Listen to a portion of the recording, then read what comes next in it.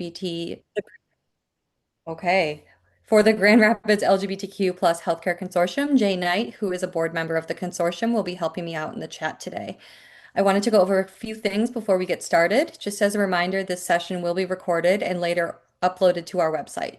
To protect all attendees' identities, we will not be posting anything to show attendees or their names, so please keep your camera turned off and your microphone muted. We ask that all questions you may have during the presentation be put into the chat, and Jay will read them after the presentation. During the talk, please leave your camera off and your microphone muted. If you'd like to protect your anonymity, please put any questions you have into the chat. At the end of the session, Sarah will, oh, I'm so sorry, I'm getting all mixed up. If you feel compelled to give, we welcome donations to our Give Butter campaign. The donations will be given towards the various trainings we offer, MedPath Mentors, and future events. Please feel no obligation, but if you would like to donate, visit our website and there will be a donate button in the middle of the homepage. We will be dropping that link in the chat. And if you are receiving CEU credits for this webinar, the information will be dropped in the chat. Both of these links will be dropped throughout the webinar.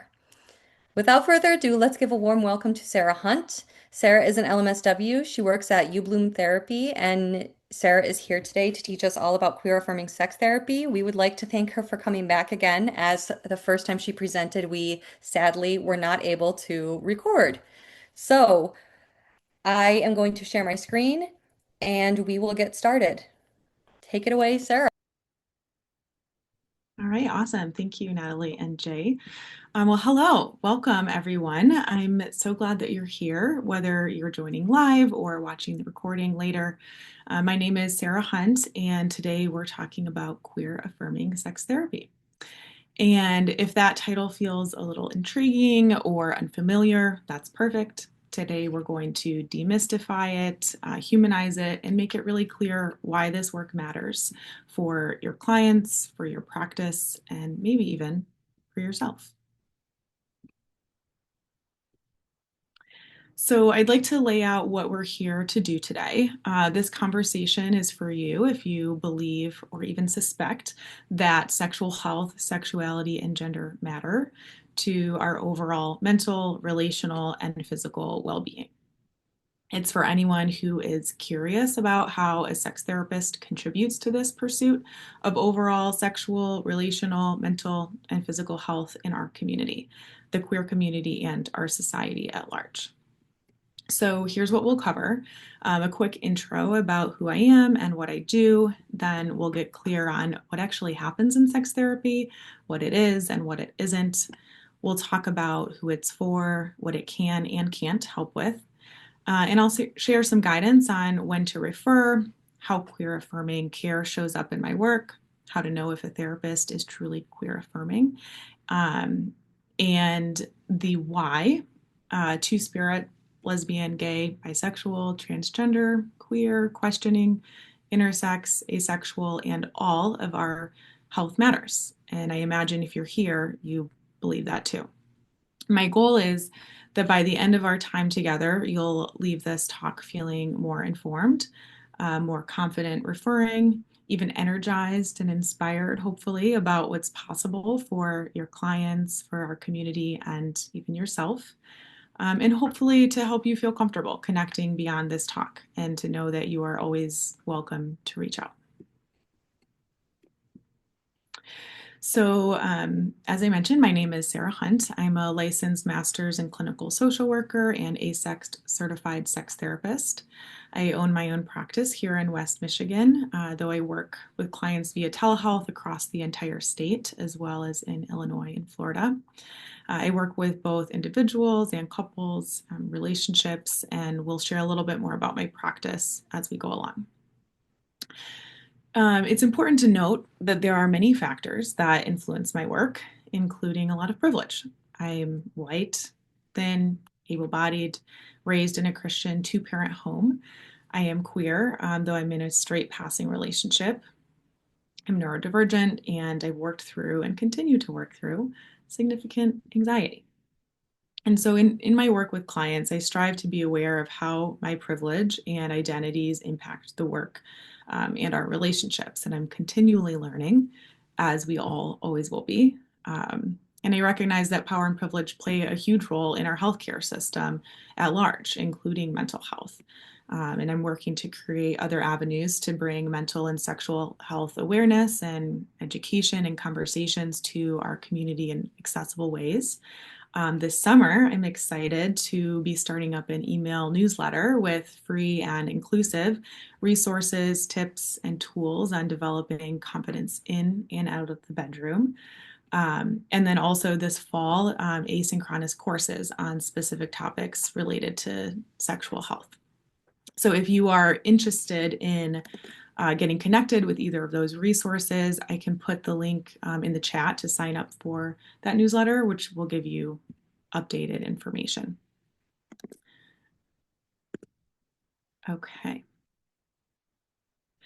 So finally, the guiding values of my work are respect, compassion, and uh, collective liberation and continuous learning.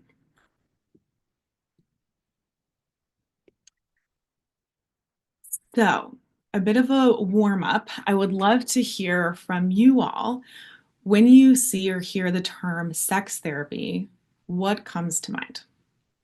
So go ahead, type it in the chat, either to everyone or just to me directly if that feels more comfortable. But I'd love to see what words, images, feelings, or ideas pop up for you when you hear this term sex therapy. Anything is fair game. Meet the Parents, the movie, yep. Helping people who struggle with intimacy, interpersonal communications, vulnerability. Yes, reality dating shows that have sex therapists on them. Intimacy issues. Yeah, those are all definitely things that come up a lot. Oh yeah, developing better language around what intimacy can mean for sure. Awesome. Okay. So you can go to the next slide, Natalie. So a lot of people think things like, what you all came up with, but also there are some misconceptions or confusion. There can be like you only go if something is really wrong, or do they talk about positions or give homework? Is it therapy for people who are addicted to sex? Is this about fixing marriages, or do people undress in session? Some other emotional reactions that people have can be curiosity, like I've always wondered what that is. Sometimes shame or embarrassment, like I could never talk about my sex life like that. Sometimes relief, maybe this could help, or judgment or misunderstanding, like isn't that kind of weird or only for those people. And my personal favorite, hope. Maybe we're not broken. Maybe there's support. Maybe things could be different. Um, and before we go on to the next slide, I just wanted to mention I get it. People who maybe have some confusion or some misconceptions. I didn't even know that sex therapy was a real thing until I was working as a general therapist and started researching how I could better support my clients who had concerns related to sexual health. And even amongst all of the misunderstandings or portrayals in movies or TV shows, what sex therapy really is it's human and it's deeply needed. So let's get into what sex therapy is and why it can be life-changing. So the simplest definition is that it is mental health therapy, that is talk therapy or somatic-based therapy focused on improving sexual health by addressing sexual concerns and goals. And when I say sexual health, I'm talking about everything related to sexual health. We cover sexual functioning like libido and arousal, the ability to get and maintain an erection, sensations of pain or pleasure, orgasm, personal exploration and understanding, such as sexual orientation, gender identity and expression, relationship structure, kink, fetishes, emotional and psychological factors, so anxiety, depression, desire, stress, pressure, and trauma that impacts our sexual selves and relationships. Communication, like a few of you mentioned in the chat, so navigating desire differences, consent, how to talk about sex, how to share your wants and needs and give helpful feedback to a partner or receive that feedback, and lots of education on all of the above. So we look at sexual health through the lens of the body, mind, relationships, and culture. And we work through these concerns using evidence-based therapy interventions, psychoeducation, and body awareness practices like mindfulness, EMDR, breath work, things like that. And sex therapy can be individual or with a partner or multiple partners. It is not physical or hands-on. It's private, confidential, and collaborative. And overall, sex therapy helps people reclaim a sense of agency, curiosity, and joy in their lives and relationships. So, who is sex therapy for? Sex therapy is for anyone who feels stuck, anxious, confused, or disconnected from their sexuality, their body, or overall sexual health. So, what that might look like, some examples could be a queer person trying to reclaim pleasure after religious trauma or shame, a couple navigating mismatched desire. So, someone who has a higher or lower libido than their partner. Um, Someone who is recently divorced and ready to get back out there, but not sure where to start because they haven't been touched by another person in a long time. A trans person navigating sexual intimacy after social transition or a medical procedure. Sometimes it's a survivor of sexual assault, learning to feel safe in their body again. Um, or someone wanting to explore kink or non monogamy, or another sexual avenue in wanting support or direction. So it's for all people of all identities, all bodies, all relationships. And it certainly is not about being broken. It's about wanting more connection, clarity, comfort, pleasure, freedom, excitement, or joy in life, in relationships. Okay, so what actually happens in a session? Great question. We start by getting to know what brings someone in and what do they want to change or explore. Very similar to another type of therapy. So we start by we do a biopsychosocial sexual assessment, gently and always with consent. And this includes, getting relationship history, sexual health and trauma history, gender and sexual identity.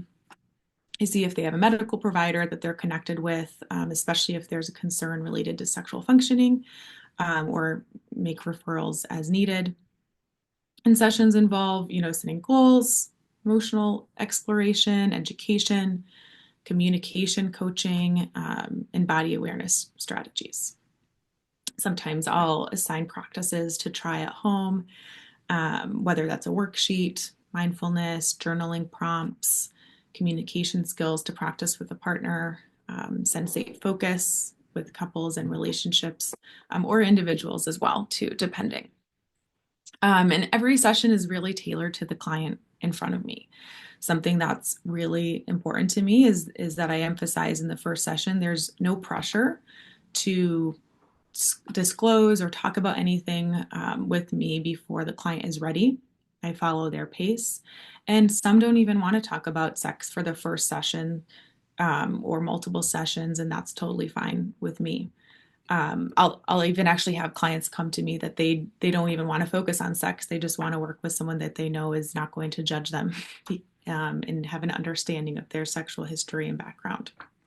So um, it's a brave space, and it's often, sessions are often filled with laughter, relief, and celebrating progress too.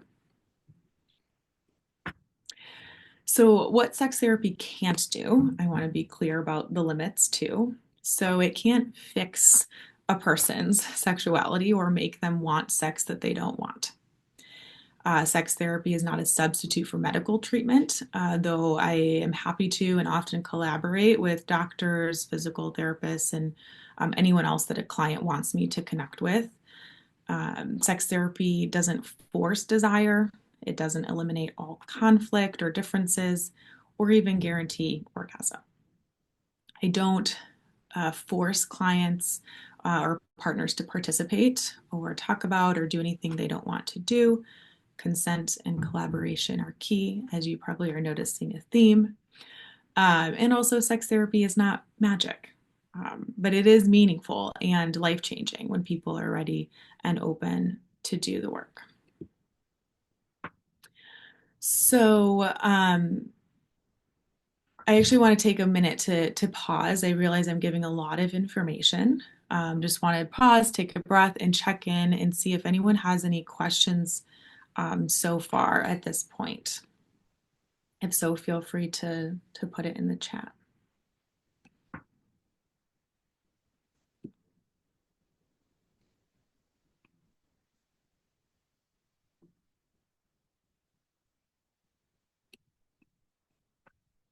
Okay, let's keep going. So, when to refer someone to sex therapy? This is where you come in. So, if a patient or client has sexual distress, confusion, or disconnection, if they've experienced trauma, rejection, or religious shame tied to sexuality, if sex is painful, scary, overwhelming, or just not working, if they're exploring their identity, kink, or relationships and need some extra support or somewhere to process their thoughts or questions, or if they're looking to feel empowered, informed, and connected to their sexuality, gender, partner, or overall sexual health. Basically, if it's a sexual or relational issue, um, that's that's where I come in. That's when we team up. Um, and I always, want to emphasize too to that you're always welcome to reach out to me and say, "Hey, I have this case. I'm not sure, is this a sex therapy case, or what could sex therapy help with in this situation?" So, what makes sex therapy queer affirming? Being queer affirming means never assuming gender, sexuality, anatomy, or relationship style. It means celebrating rather than tolerating identity and expression. It means naming systems of oppression that shape sexual shame. It's strength based and non pathologizing, validating queer experiences in our heteronormative world, and includes conversations about power, pleasure, safety, holding space for both pleasure and grief, for joy and complexity, and building trust through curiosity and consent. Also, being aware of what's happening in our political landscape, being, um, staying up to date and being aware of what's going on. So it's not just about who I work with. It's not just about working with queer clients, but it's about how I show up and what we talk about in this space.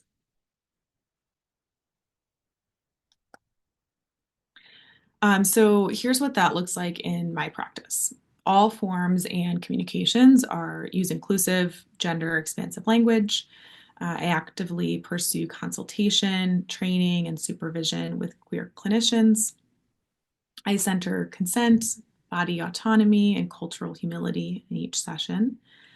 I have a deep sensitivity to religious trauma, whether that's specific and acute or just from our general society, family rejection and marginalization and oppression. Respect for gender journeys, chosen family, and body autonomy. I hold space for complexity um, when it comes to all things related to sexual health. And also, I own my own blind spots and make repair when needed. So it's important for me that clients don't have to educate me about their existence, but that they get to show up as they are. I also provide gender affirming care assessments and letters, um, on a pay what you can basis. So how to know a therapist if a therapist is queer affirming. This is crucial. Some things I recommend that you ask or you look for is inclusive language on their websites and intake forms, explicit mention of LGBTQ plus identities and experiences, having a pride flag or mentioning LGBTQ plus welcoming doesn't necessarily mean that it is welcoming or competent or informed. So looking for, explicit mentioning. Um, Also see, if they have training in sex therapy, trauma, or queer mental health. Are they open to feedback and collaborative repair? Basically, both the explicit discussion of and also a matching vibe that says you are safe here, you matter, you're wanted, not just tolerated and accepted. So, does queer affirming sex therapy exclude cisgender and heterosexual clients? Definitely not. Queer affirming therapy is for everyone. Straight cis clients benefit from this approach because it's emphasizes not making any assumptions. Affirming sex therapy helps everyone unlearn shame, improve communication, and enjoy sex more too, with more expansive definitions and options. Um, I believe someone had said in the chat, developing better language around what intimacy can mean, and I love that way of putting it. That it's really um, understanding sex as an expansive experience, which helps people of all genders and all sexualities. Affirming one group, of course, never means excluding another. Queer affirming care just means that everyone is honored for who they are. It's about creating expansive safety, not narrow boxes. So a little bit more about my practice, or why I might be a good fit for your clients if you're thinking of someone in particular. I bring deep compassion, clear boundaries, and no judgment energy, I've been told. I help people feel safe talking about stuff they've never said out loud. That's part of, what we do in the beginning sessions is just, practicing saying these words out loud, right? Saying penis, masturbation, vulva, whatever it might be that I can help to demystify and help the conversation feel more comfortable. I also offer consultation calls to ensure a good fit and clarify next steps. As I've mentioned multiple times, I strongly believe in collaboration and communication with other providers, and I'm serious about the work that I do. While I, have a lot of fun with my clients and find a lot of joy and passion in it, um, I'm serious about making it approachable and um, am strongly committed to helping my clients find solutions and answers that they're looking for. So, here's some ways to stay connected with me. My email, sarah@ubloomtherapy.com. I have a professional Instagram, though I'm not super active on it because of censorship. Prevents a lot of providing education about sexual health, unfortunately. Um, but I always welcome case consultations, referrals, collaboration, and the link that I put in the chat earlier will help us stay connected to through my newsletter starting in August.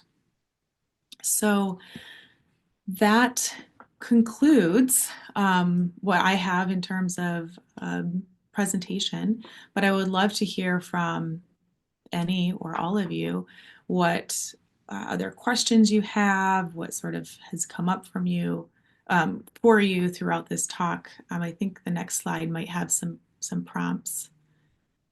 Yeah, what stands out from today, or what questions do you have, or even what might help you feel more confident referring to sex therapy.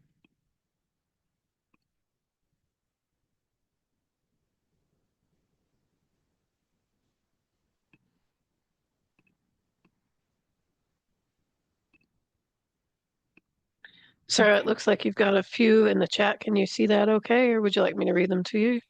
Yes, I can. Thank you. Okay. I'm a Okay. certified sex therapist on the East Side and have struggled to find others who are seeing couples' relational systems. Are you open to conjoint work or mostly individual?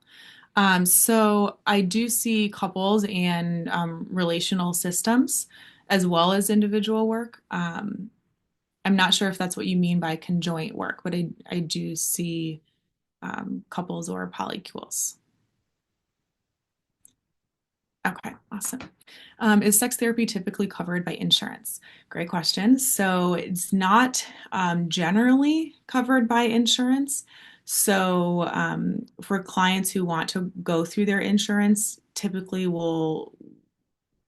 they'll have a diagnosis that's related to anxiety or adjustment disorder or I mean, whatever their diagnosis is, right? But it's generally only sexual health related diagnoses are not covered oftentimes. Do you have any recommendations for trainings to become certified in sex therapy? So there are multiple programs out there. The one that I went through, I did the University of Michigan Sexual Health Certificate Program in both sex therapy and sex education. That is a 1 year program and basically gives you all of the education requirements for becoming a certified sex therapist. However, it doesn't give you the certificate. There's still multiple steps to take after that, like getting in your clinical hours, your sex therapy supervision hours. Um, but that's one program you could go through. There's a few others. If you'd like to connect further on that, feel free to reach out to me. Um, I'd be happy to provide more tailored information based on what you're looking for in a program.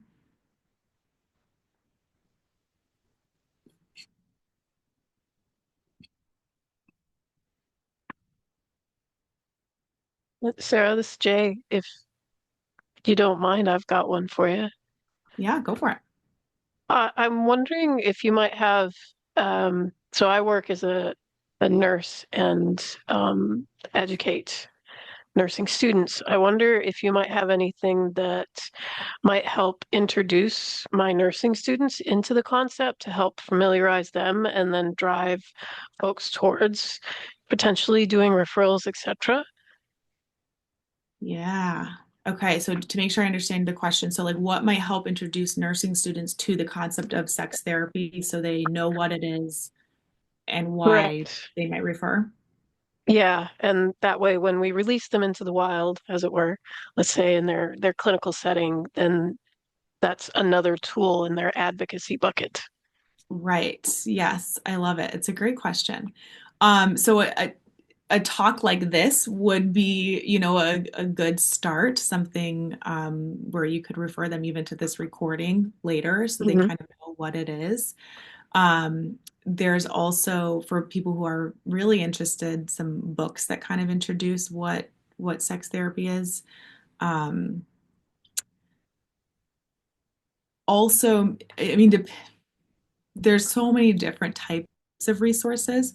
Are you Hmm. thinking like books or workshops or Yeah, podcasts? I think yeah, a little bit of everything, thinking about for our students, Okay. and also thinking about our public health students as well, and tying in that piece of sexual health and sexual wellness. Yeah, yeah. So one resource that comes to my mind that is the Sex and Psychology podcast with Justin Lehmiller. So he will have different professionals related to sexual health onto his podcast. Um, and there's some episodes that are more related to like the medical side of things that might be a good kind of bridge to sex therapy, sex education, and the nursing side of things. So again, that's Sex and Psychology podcast with Dr. Justin Lee Miller. Awesome. Thank you so much. Mhm. And we've got another one in the chat, it looks like. Okay, let's see. Kind of an ethical discussion question. Why are people so afraid of the word affirming? I have parents or guardians who are so worried about affirming practices, thinking it means conversion. Hmm, good question. So, I think people might be afraid of it for different reasons. When you say thinking it means conversion, are you referencing conversion therapy? Like trying to change, okay, yes. So trying to change someone's sexuality. So conversion therapy, for those who don't know, is a now since debunked therapy practice, which unfortunately still happens today, where someone will go to therapy to try to change their sexual orientation or even gender identity, um, which, as we know, doesn't work. You can't change that or force that. Um, and when I use the word affirming and how I have seen it mostly used, it's referencing affirming that people know who they are and respecting that, um, appreciating that. And for those who are afraid of the word, I might recommend seeking clarification on what do they think the word affirming means or how are they using it, and providing clarification on what you mean when you use the word. Does that sort of address your question? Okay, awesome.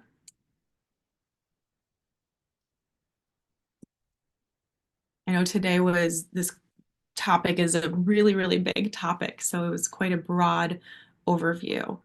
Um, but any other thoughts, questions, where things stand out?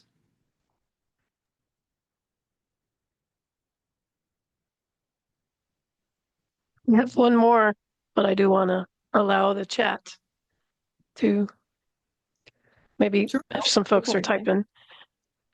I wondered about connecting with the intersex community and where that fits. If you could expand a bit on that. Yeah, what do you mean by connecting with the intersex community? I'm thinking about, for instance, experience, education. I don't know about your school, but my schooling, for instance, in nursing, we didn't talk about the intersex community, despite the fact that they're as prevalent as natural red hair. I just recently read. Um, Yep. so it's like this forgotten population. How do we connect with that community, and also how do we learn to be competent? Yes, great question. So you're right that it is an unfortunately either forgotten or left out community when we're talking about sexual health or queer identities. And a lot of times programs will like touch on it or mention it, but a lot of my learning, it was touched on in the sexual health certificate program, and we watched a few videos that were put out by intersex organizations. And those are generally where I point people toward is like Interact, which is advocates for intersex youth. CCUS also has information on intersex population. Also, following people if you're on social media, I highly recommend following intersex individuals who share their story firsthand. Um, but there isn't really any um, in the larger education programs. It is unfortunately usually kind of glossed over or barely mentioned.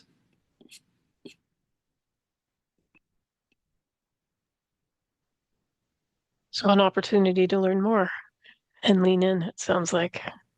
Yes.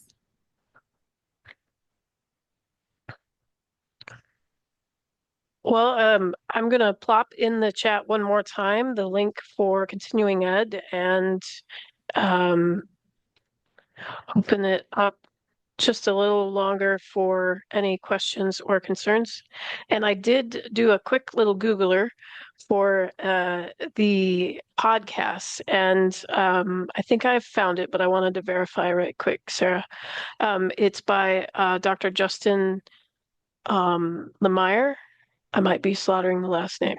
Miller. Yes. Okay. Hmm. I will Correct. plop that link in the chat as well if y'all are interested. Thank you, Jay. And another question that just came in, do you ever see youth under 18 in your practice?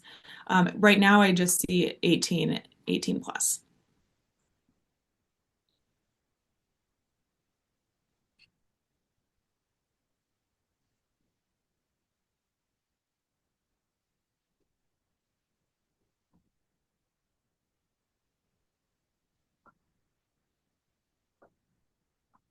Right. Oh, and thank you, Sarah, for sharing that resource from Mott Children.